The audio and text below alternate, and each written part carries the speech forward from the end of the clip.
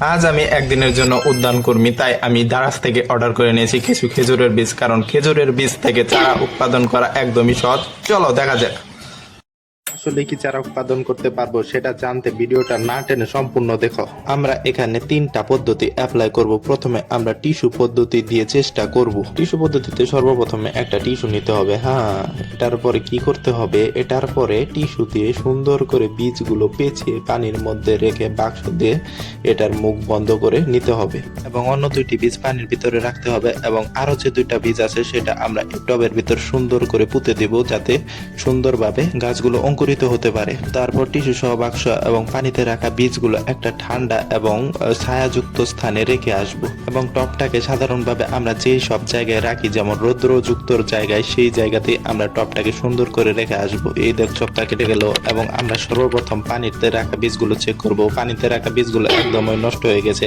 তারপরে আমরা tissue paper দিয়ে যে পেঁচিয়ে বীজগুলো রেখেছিলাম সেটাও দেখবো, কিন্তু সেটা থেকে এক ধরনের বিশ্রী এবং পচা গন্ধ আসছিল, সম্ভবত বীজগুলো নষ্ট হয়ে গেছে। দেখো টবে রোপণ করা বীজটা অঙ্কুরিত হয়েছে। আমার বিশ্বাসেরও বাইরে ছিল যে এই বীজটা অঙ্কুরিত হবে। যাই হোক, আজকের ভিডিও এই পর্যন্তই। তোমরা লাইক এবং সাবস্ক্রাইব অবশ্যই করতে ভুলবে না। না জানি কবে আমি আমার খেজুরের গাছ থেকে খেজুর পেড়ে খেতে পারবো।